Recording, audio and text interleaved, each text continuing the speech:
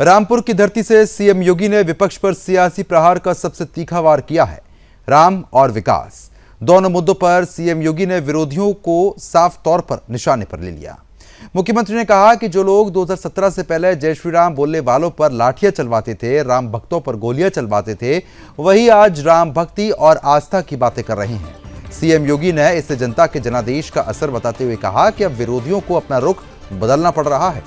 मुख्यमंत्री ने समाजवादी पार्टी पर परिवारवाद और भ्रष्टाचार के आरोपों की साफ तौर पर छड़ी लगा दी। सीएम योगी ने कहा कि पहले सरकारी भर्तियां निकलते ही चाचा भतीजे की जोड़ी सक्रिय हो जाती थी और विकास केवल 2 परिवारों तक सीमित रहता था, एक सैफई परिवार और दूसरा रामपुर का परिवार। उन्होंने दावा किया है कि आज उत्तर प्रदेश में पारदर्शिता, सुशासन और विकास की नई व्यवस्था स्थापित हुई है।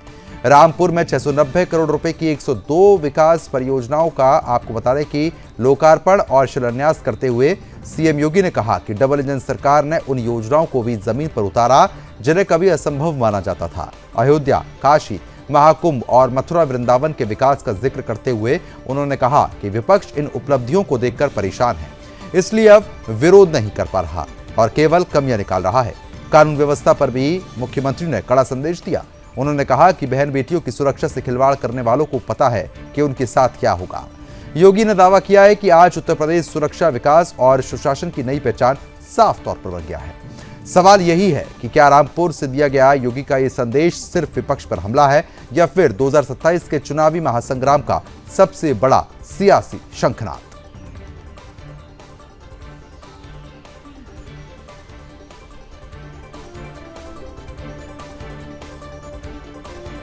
ये आस्था और श्रद्धा का सवाल है। हमारे सभी सनातनियों का आस्था, भरोसे पर और श्रद्धा के साथ खिलवाड़ की है। ये आस्था और श्रद्धा का सवाल है। हमारे सभी सनातनियों का आस्था, भरोसे पर और श्रद्धा के साथ खिलवाड़ की है। यानी भगवान राम का नाम लेने पर जो लोग गोली चलाते थे, आज वे कहते हैं कि आस्था के साथ खिलवाड़ हुआ। अरे आस्था तुम बताओगे हमें आस्था? रामनवमी पे दंगा करवाते थे, श्री कृष्ण जन्मोत्सव को बैन करते थे, कावड़ यात्रा को नहीं निकलने देते थे, दुर्गा पूजा में दंगा करवाते थे। लार का दंगा तो सबको याद है ही। बहन और भाइयों, ये लोग कहते हैं आस्था के साथ खिलवाड़ हुआ। इनके काले कारनामों का चिट्ठा जब खुलता है, याद करिए कांग्रेस ने देश को लूटा ही नहीं था, नोचा था। बेईमानी और भ्रष्टाचार के कीर्तिमान स्थापित किए थे। बेईमानी और भ्रष्टाचार के जो कीर्तिमान स्थापित किए थे, वे आज अयोध्या पे आक्षेप लगा रहे हैं। आज राम की भक्ति की वकालत कौन कर रहा है? आज भगवान राम की भक्ति की दुहाई कौन दे रहा है? 2017 के पहले जो जय श्री राम बोलने पर लाठी मारते थे, 2017 के पहले जब उत्तर प्रदेश में राम भक्त कहता था कि राम लला हम आएंगे, मंदिर वहीं बनाएंगे, और राम भक्तों पर जो समय गोली चलाते थे, आज वे आस्था की वकालत करते हुए दिखाई। तो फिलहाल जिस तरीके से आप साफ तौर पर सीएम योगी को सुन रहे थे, उनकी तरफ से विपक्ष पर जमकर निशाना भी साधा गया है। अब चर्चा को आगे बढ़ाते हैं। कुछ खास मेहमान जो है जुड़ना हमारे साथ शुरू हो चुके हैं। सुरेंद्र स्वामी जी हैं, राजनीतिक विश्लेषक हैं, बहुत बहुत स्वागत है सर आपका। और कांग्रेस प्रवक्ता हमारे साथ लगातार बने हैं लक्ष्मीकांत शर्मा जी आपका भी स्वागत करता हूँ। शुरुआत आप ही के साथ करूंगा। सीएम योगी साफ तौर पर विपक्ष को तो आड़े हाथ ले ही रहे हैं और समाजवादी पार्टी पर भी निशाना साधा। कांग्रेस पर इससे पहले भी साध चुके थे। साफ तौर पर कहना है कि जब आप लोगों की सरकार होती थी तो सिर्फ परिवारों को फायदा मिलता था, लेकिन आज प्रदेश के परिवारों को फायदा मिल रहा है। जितने सभी लोग हैं, उनके परिवार हैं, उन तक फायदा पहुंच रहा है। रामपुर में भी बड़ी योजनाओं का ऐलान किया गया, धरातल पर उतारा जा रहा है। अब इन ऐलानों को, इस तंज को किस तरीके से आप देख रहे हैं? 2027 के लिए कितनी बड़ी चुनौती आपके लिए रहेगी? प्रद्युमन जी, जहां तक आपने एक बात कही है कि योगी जी कह रहे हैं कि पहले परिवारवाद की बात होती थी, परिवारों तक जाता था, और अब तो सीधा हर आदमी तक जाता है। मैं पूछना चाहता हूं कि राजनाथ सिंह के एक बेटे जो सरकार में मंत्री हैं और दूसरा बेटा जिनको उत्तर प्रदेश भारतीय जनता पार्टी का उपाध्यक्ष के साथ महामंत्री बनाया गया है, वो क्या परिवारवाद में नहीं आता? जैसा कि कंपनी लाखों करोड़ों का फायदा उठा जाती है चंद सालों के अंदर, तो जैसा के पास कौन सी क्वालिफिकेशन थी जो वो क्रिकेट बोर्ड का अध्यक्ष बन करके बैठा है, अरुण जेटली का बेटा दिल्ली क्रिकेट बोर्ड का अध्यक्ष है, कौन सी क्वालिफिकेशन थी? ये परिवारवाद की भाषा में नहीं आते क्या? मतलब सिर्फ आपको विपक्ष का परिवारवाद दिखता है, आपका परिवारवाद नहीं है। नितिन गडकरी ने अपने बच्चों के लिए हिंदुस्तान के पेट्रोल और डीजल में मिलावट तक का खुला ऐलान कर दिया ताकि उसके बच्चों की कंपनी को फायदा मिल सके। ये परिवारवाद नहीं है। किस तरीके से परिवारवाद की परिभाषा घटती है भारतीय जनता पार्टी? इतना दोगलापन तो कहीं गिरगिट में देखने को नहीं मिलता, जो हर बात में बदलाव करते हैं, अपने बात आते कुछ और करते हैं। आज मैं ये कहता हूं कि भारतीय जनता पार्टी ने बेशर्मी की तमाम प्रकाशन लाग दी है और सिर्फ एक मामला बचा है कि किसी तरीके से जोर जोर से बोलकर जितना ज्यादा चिल्लाओगे, दूसरे को बुरा कहोगे, शायद आपके पाप घट जाएंगे। लेकिन ऐसा नहीं है। हिंदुस्तान की जनता सब देख रही है, हिंदुस्तान का हर नौजवान देख रहा है। जनता देख रही है, लेकिन जनता बार-बार जिता भी तो रही है ना। सवाल भी तो ये खड़ा होता है कि जैसा आप आरोप लगा रहे हैं, जनता जिताती भी तो है ना। सरजुमन जी, मेरे को अपनी बात एक बार पूरी कर लेने दीजिए, फिर मैं बीच में जो आप प्रश्न करोगे उसका बिल्कुल सीधा जवाब दूंगा। लेकिन बीच में प्रश्न होगा तो पहले का आंसर रह जाएगा। ये जो मामला है, जिस तरीके से आपने कि जीतने दिए, मैं दूसरे नंबर पर आता हूँ। इससे पहले नंबर मैंने कहा ना कि ये परिवारवाद नहीं है। क्यों नहीं है? पहले तो परिवारवाद की भाषा मैं आप लोगों से जानना चाहता हूँ कि ये भारतीय जनता पार्टी के जो बीवी, बच्चे, बेटियां जो काम कर रहे हैं, ये परिवारवाद की कौन सी परिभाषा में नहीं आते भाई? कभी आपने प्रश्न पूछा भाजपा के लोगों से? एक बार ईमानदारी से अपने सीने पर हाथ रख करके भारतीय जनता पार्टी से ठीक है, बीजेपी प्रवक्ता जुड़ गए हमारे साथ। ठीक है, खेमचंद जी, बीजेपी नेता, बहुत बहुत स्वागत है आपका। और सभा प्रवक्ता भी हमारे साथ कनेक्ट हो चुके हैं, मैं आपका भी स्वागत करता हूं, आनंद राय जी। लेकिन खेमचंद जी, अब आरोप यही लगा रहे हैं लक्ष्मीकांत शर्मा कि परिवारवाद बात की आप करते हैं, लेकिन आप में ही, आपकी पार्टी के अंदर भी तो परिवारवाद है। नमस्कार, जय श्री राम, जय हिंद। देखिए, भारतीय जनता पार्टी में परिवारवाद बिल्कुल नहीं है। परिवारवाद उसको कहते हैं जहां एक परिवार का ठेका हो। जैसे समाजवादी पार्टी, जैसे कांग्रेस, वहां पे गांधी परिवार का ठेका है कि गांधी परिवार वाले ही वहां पे कंट्रोलिंग अथॉरिटी में रहेंगे। जैसे समाजवादी पार्टी में वहां पे ठेका है कि पहले मुलायम सिंह यादव जी, फिर अखिलेश यादव जी, फिर उनके पुत्र, उनके, तो इसको कहते हैं परिवारवाद। उसको परिवारवाद नहीं कहते कि एक पार्टी में कोई नेता है और उनके बच्चे अगर वर्षों तक संघर्ष कर रहे हैं, काम कर रहे हैं, कार्यकर्ता के नाते बातें कर रहे हैं, कार्यकर्ता के नाते लोगों के बीच में है और फिर उनको मौका मिलता है, तो उसको परिवारवाद नहीं कहते। भारतीय जनता पार्टी में किसी भी व्यक्ति, किसी भी परिवार की कोई गारंटी नहीं है। यहाँ पे आप देखेंगे लगातार हमारे अध्यक्ष जो रहे, क्या उनका पीछे बैकग्राउंड है? नहीं है बैकग्राउंड। अभी नितिन नवीन जी हैं, उनसे पहले हमारे नेताजी थे, नेताजी से पहले अमित शाह जी थे, अमित शाह जी से पहले राजनाथ जी थे, फिर नितिन गडकरी जी थे, उनसे पहले अन्य अध्यक्ष रहे। तो ये लगातार हमारे यहाँ पे परिवर्तन चलता रहता है।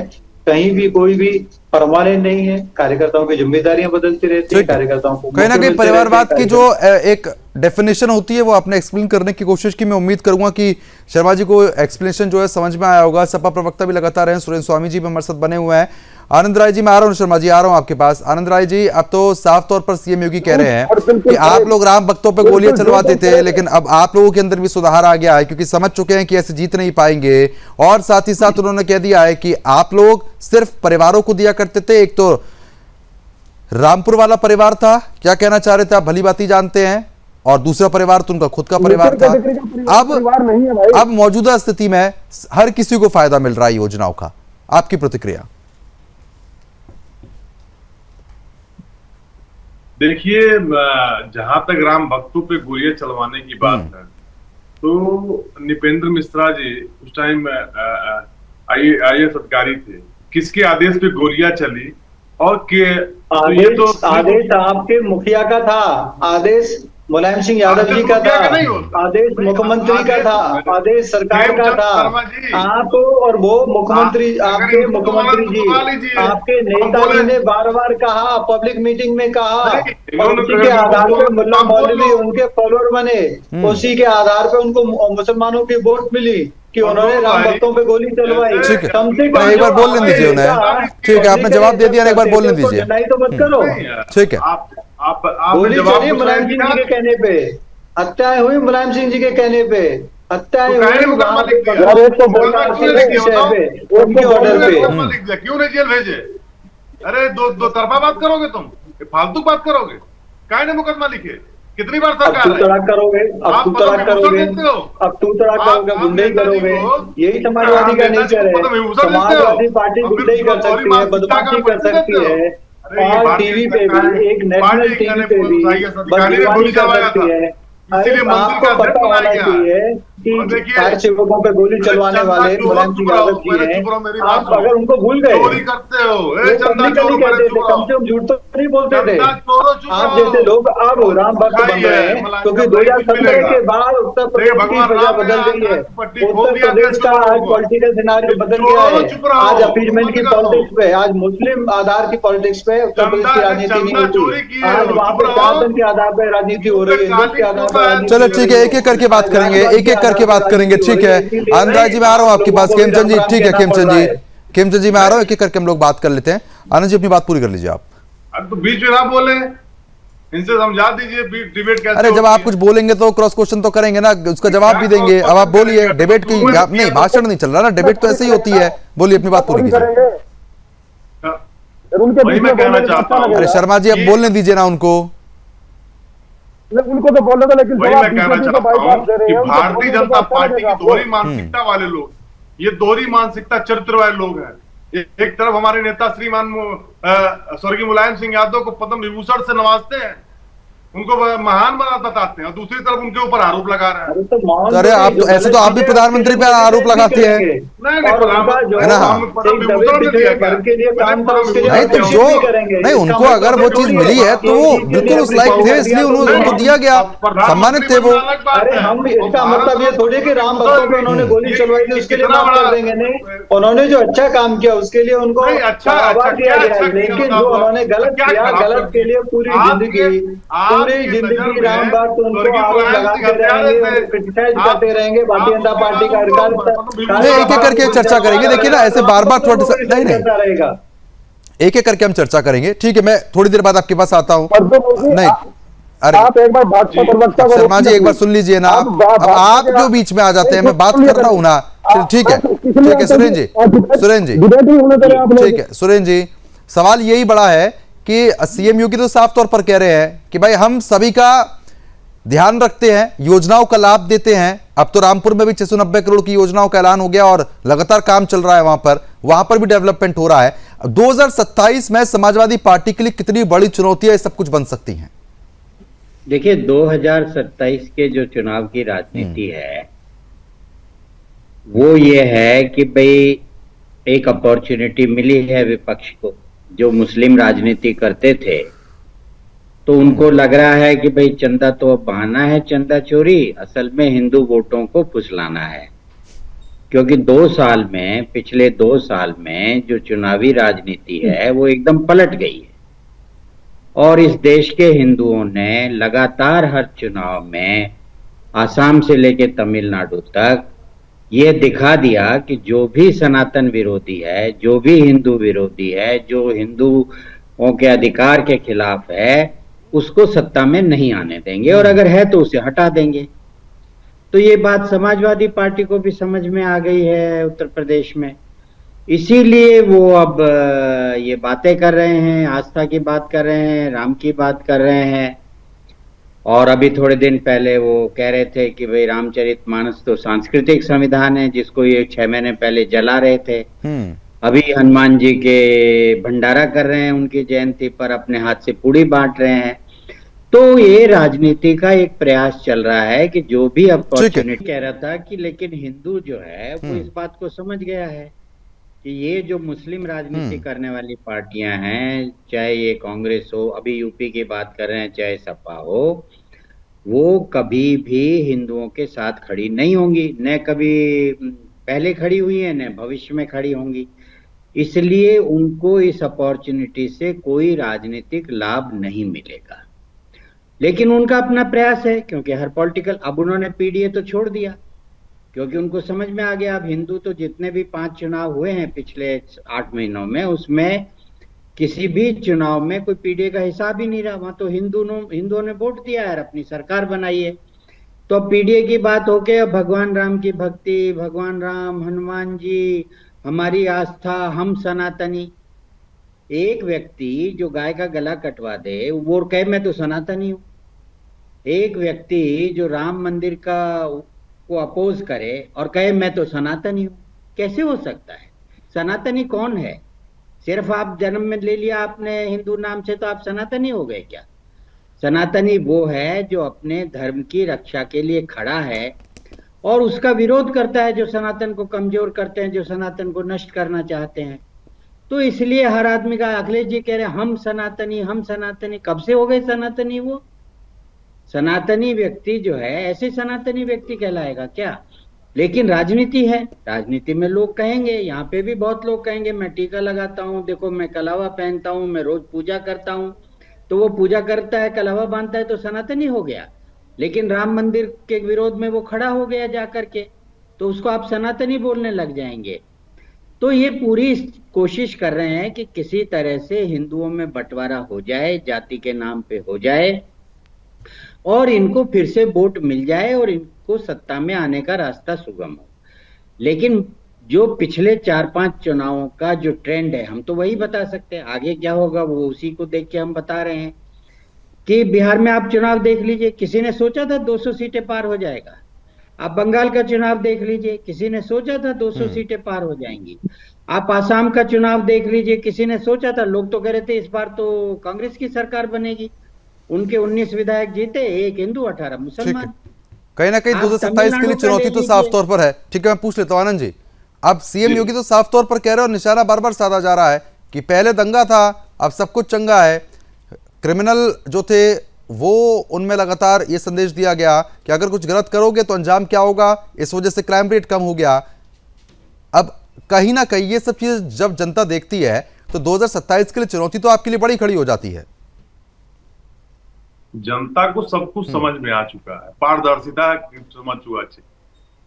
पेपर चोरी ये करें, चंदा चोरी ये करें, नौजवानों के साथ खिलवाड़ ये करें, शिक्षा रोजगार के साथ अब देखिए मैं फिर आपको रोकूंगा। अब आप पेपर चोरी का आरोप लगा रहे हैं, तो आपकी सरकार में भी दिक्कतें हुई थी ऐसी, तो इसका मतलब क्या आपने करवाया था? प्रद्युम्न भाई, कभी पेपर चोरी नहीं हुआ था। ये कितने पेपर चोरी, पुलिस भर्ती परीक्षा में कितनी दिक्कतें हुई थी? अनगिनत पेपर चोरी हुआ था, इसको पता है कितनी पेपर चोरी हुई सरकार में? कौन चोरी कर रहा है? कौन सा अधिकारी के ऊपर कार्रवाई आपने किया? कोई निष्पक्ष नहीं है, सब आपने चोरी के दम पे बनाया। 50 लाख करोड़ रुपए चंदा, तो उसका हिसाब चाहिए।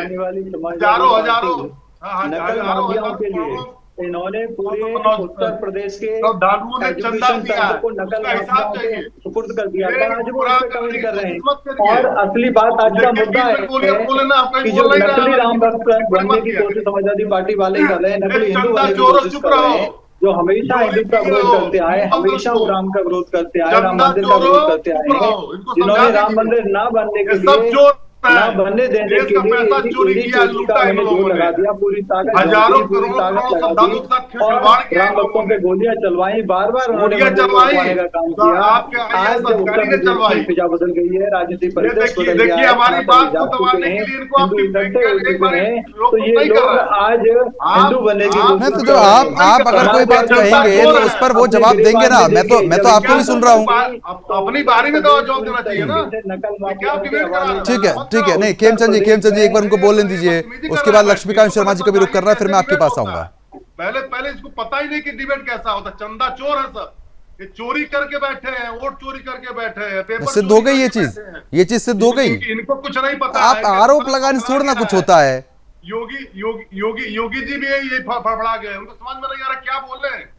अब क्यों नहीं आप राम मंदिर की बात कर रहे हैं, क्यों नहीं कार्रवाई की बात कर रहे हैं? ठीक है लक्ष्मीकांत जी, ठीक है मैं आ रहा हूँ आपके पास। लक्ष्मीकांत जी चंपत रहा है, सुनिए, अनिल मिश्रा चंपत रहा है। अब विशाल राव की कार्रवाई की मांग क्यों नहीं कर रहे हैं, क्यों नहीं मुकदमा लिख रहे हैं, किसका भय है, किसका डर है? ठीक है, नहीं मैं ठीक है, और भी गेस्टों से उनकी प्रतिक्रिया ले लेता हूं। मैं आऊंगा आपके पास, लक्ष्मीकांत जी। प्रद्युमन जी, मेरी आपसे हाथ जोड़ के विनती है, कृपया भाजपा के प्रवक्ता को जरा कहें कि मेरे बीच में मत बोलना। अगर मेरे बीच में बोलना होगा तो भाई मैं आपकी डिबेट में आइंदा हिस्सा नहीं लूंगा। ये तरीका नहीं बनता कि आप जब भाजपा का प्रवक्ता बोलता तो आप बीच में उसको रोकते नहीं हो। और भाजपा के प्रवक्ता को तो अभी नंबर ही नहीं आया, उन्होंने पूरी डिबेट में अभी तक एक ही बार बोला है। अब आपको चाहिए 15 मिनट में आप ही को दे दूं, अकेले तो ऐसे नहीं हो सकता ना। अब 20 मिनट की डिबेट में तो सबको मौका देना है ना मेरे को। अब आप समय मत बिगाड़िए, आप सीधा मुद्दे की बात कीजिए। नहीं, मुद्दे की बात करिए। आप भाजपा के लोगों के साथ डिबेट कर रहे हो, आपको जब करनी नहीं है किसी के साथ, खुद भाजपा का प्रवक्ता आप बन रहे हो। नहीं नहीं, मेरे ऊपर आरोप लगाने से कुछ नहीं होगा। आपको अभी तक यही नहीं पता है कि भाजपा के प्रवक्ता जब से जुड़े हैं सिर्फ एक बार बोल पाए हैं, उसके अलावा उन्होंने जवाब दिया है, उनका तो नंबर ही नहीं आया अभी तक। अब आप मुद्दे की बात कीजिए ना, मुद्दे की बात कीजिए आप। अब मुद्दे की बात करना सुन लीजिए। मैंने कल्याण सिंह कौन थे? कल्याण सिंह कौन थे? हुआ क्या कल्याण सिंह? कल्याण सिंह भारतीय जनता पार्टी का वो चेहरा है जिसके नाम पर भारतीय जनता पार्टी ने राम मंदिर का नाम लेकर के वोट मांगे। ये सबको पता है, ये भी बड़े शान से कहते हैं कल्याण सिंह के मुख्यमंत्री थे। उसी कल्याण सिंह ने बाकायदा माफी मांगी है इस बात के लिए, राम मंदिर गिरा उसके मस्जिद गिराने के लिए माफी मांगी है। और क्या कहा उन्होंने? ये तो नरसिम्हा राव सरकार ने गिराई मस्जिद। अरे दोगला चरित्र है, दोगला चेहरा है ये भाजपा के लोगों का है। क्यों नहीं छाती ठोक के कहते कल्याण सिंह? क्यों नहीं कहा कल्याण सिंह ने कि हाँ मैंने गिरवाई थी मस्जिद? नहीं कहेंगे, क्यों? वोट की राजनीति करते हैं। आपने एक प्रश्न पूछा था बहुत बीच में, और अभी स्वामी जी भी बहुत बखान कर रहे थे, बंगाल जीते, बिहार जीते, असम जीते। चोरी करके आप सारा हिंदुस्तान जीत सकते हो। प्रद्युमन जी, एक बात कहता हूं आपको, नहीं आप चोरी का जो आरोप लगा रहे हैं वो आरोप सिद्ध तो हुआ नहीं है अभी। अरे सुन तो लीजिए ना, थोड़ा आप धैर्य रखिए। एक आदमी चोरी करता है, उसको चोरी की लत लग चुकी है। वो एक चोरी करेगा, 2 चोरी करेगा, 3 चोरी करेगा, 10 चोरी करेगा, लेकिन एक दिन वो चोर पकड़ा जाएगा और पकड़े जाने के बाद वो लोग जेल में भी जाते हैं। भारतीय जनता पार्टी चंदा चोर है, भारतीय जनता पार्टी वोट चोर है। मैं इसी पर जवाब ले लेता हूँ। खेमचंद जी जवाब दे दीजिए आप। खेमचंद जी जवाब दीजिए। हिंदुस्तान की राजनीति के काली खा भारतीय जनता। ठीक है, चलिए ठीक है लक्ष्मीकांत जी, ठीक है लक्ष्मीकांत जी, खेमचंद जी जवाब दीजिए। देखिए, लक्ष्मीकांत जी की आवाज आ नहीं रही थी मेरे तक, लेकिन मैं जो समझता हूँ कि आज कांग्रेस आज हिंदूवादी बनने की कोशिश कर रही है, कांग्रेस के नेता भी हिंदूवादी बनने की कोशिश कर रहे हैं, लेकिन ये वही लोग हैं जिन्होंने आजादी के तुरंत बाद, जो हम सभी जानते हैं कि जो बंटवारा हुआ था धर्म के आधार पर हुआ था, पाकिस्तान एक विशेष धर्म के लोगों के लिए दिया गया, लेकिन फिर भी भारत में जितनी भी शुरू में सरकारें बनी सब में उस तरीके की पॉलिसी हुई कि हिंदुओं को दबाया जाए, सेकंड क्लास सिटीजन बनाया जाए। आप नहीं, वो मुद्दे ठीक है, लेकिन बार बार चंदा चोरी का आरोप जो लग रहा है उस पर जवाब चाहूंगा मैं। इनको इतना तक नहीं पता कि चंदा और दान में क्या फर्क है। चंदा, जितना भी चंदा मंदिर निर्माण के लिए लिया गया वो अकाउंटेड है, अकाउंट्स में पूरी तरीके से उसको जमा किया गया, उसके सारे रिकॉर्ड्स हैं और रिकॉर्ड्स ऑडिटेड रिकॉर्ड है। अब ये जो दान दिया गया है, दान की वहां पे जो ऑडिटिंग हुई है, या दान की वहां पे जो प्रक्रिया थी उसमें कुछ लोगों ने चोरी की, उन लोगों को आइडेंटिफाई किया गया, उन पर कार्रवाई की जा रही है, SIT बनाई गई है और उनको छोड़ा नहीं जा रहा है, उन पर सख्त से सख्त कार्रवाई होगी। ये लोग जो चोरी करते रहे हैं वो हमेशा, जिन्होंने बड़े बड़े घोटाले किए हैं, जिन्होंने जमीन से लेके आसमान तक सब कुछ बेच दिया, लाखों करोड़ के जिन्होंने घोटाले किए, आज वो मंदिर निर्माण में, क्योंकि वो हमेशा से मंदिर के खिलाफ थे, सनातन के खिलाफ थे, अयोध्या के खिलाफ थे, राम मंदिर के खिलाफ थे। आज जब देख नहीं पा रहे हैं कि करोड़ों लोग आज राम मंदिर जा रहे हैं, आस्था का सवाल है, आस्था का केंद्र आज वहां पे स्थापित हुआ है। करोड़ों। चलो ठीक है, अब समय धीमे धीमे थोड़ा कम हो रहा है, मैं आऊंगा आपके पास भी। सुरेंद्र जी जो बार बार ये आरोप लग रहा है, ठीक है खेमचंद जी, बना के पूरे इंस्टीट्यूशन को बदनाम करने की कोशिश कर रहे हैं, पूरे इंस्टीट्यूशंस को ये डिफेंड करने की कोशिश कर रहे हैं। ठीक है, आखिरी प्रतिक्रिया सुरेंद्र जी से। सुरेंद्र जी, बार बार ये आरोप जो लग रहे हैं, किस तरीके से आप आरोपों को देख रहे हैं? नहीं देखिए, मैं तो आपको 2027 की राजनीति बता रहा हूं। भगवान राम में आस्था किसी की कम नहीं हुई। हिंदुओं के लिए भगवान राम का मंदिर बन चुका है, भव्य मंदिर बन चुका है। चोरी करने के लिए बनाया क्या? विराजमान है। मंदिर चोरी करने के लिए वहाँ बनाया क्या? चलो ठीक है, अब चलिए ठीक है, को समय कम है, बताइए, थोड़ा सा समय कम है। आप किसका सभी अधिकार मेहमानों दिया का चोरी बहुत बहुत करने शुक्रिया हमारे साथ जुड़ने के लिए, इस मुद्दे पर चर्चा करने के लिए। साफ तौर पर आपने देखा सीएम योगी ने विपक्ष को आड़े हाथ लिया है। अब देखना होगा कि 2027 में क्या कुछ जनता तय करती है। फिलहाल अभी के लिए सिर्फ इतना ही। नमस्कार।